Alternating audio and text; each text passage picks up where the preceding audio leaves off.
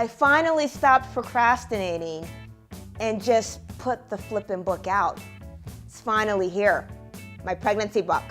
Thin, concise, answering all of the questions that I routinely answer during my routine day-to-day visits with women.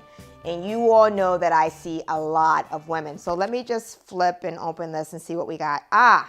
Very common question. Travel during pregnancy. Can I travel during pregnancy? Strap up, Globetrotter, because I say, heck yeah. Pregnancy is no reason to be cooped up in the house. You don't have to be limited to walks around the mall, the neighborhood, the park. Whether you travel by plane, train, automobile, as long as there aren't any issues with your pregnancy, you're typically good to go. When can I no longer fly? What are my recommendations? When you can no longer fly during pregnancy really just kind of depends on how your pregnancy is going.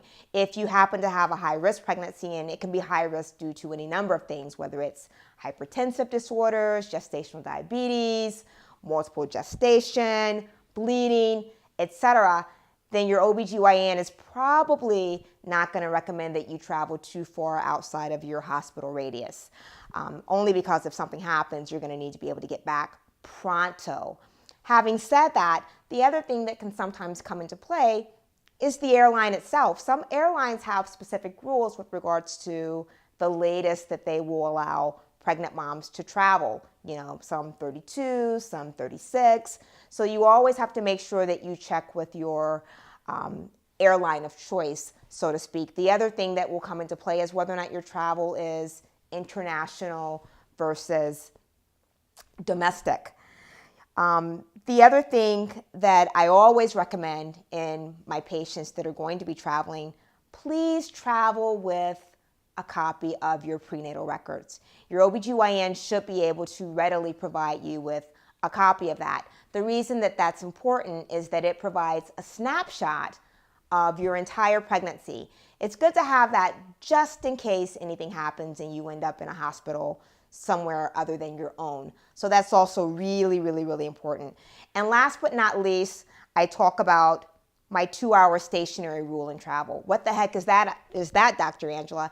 That's really easy. The 2-hour stationary rule basically means whether you're flying, driving, traveling by train, it means that you should not be sitting down for more than 2 hours at a time without getting up, stretching your legs, walking around, etc. Remember, pregnancy puts you at an increased risk for clotting. So, getting up, moving around is paramount. And for most pregnant women, that's not an issue because babies tap dancing on your bladder, and so usually you have to go to the bathroom all the time anyway.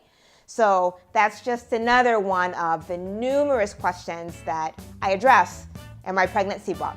It was so much fun compiling this. It's very conversational, it's very easy, it's very relevant. So make sure that you check it out on Amazon. See you soon.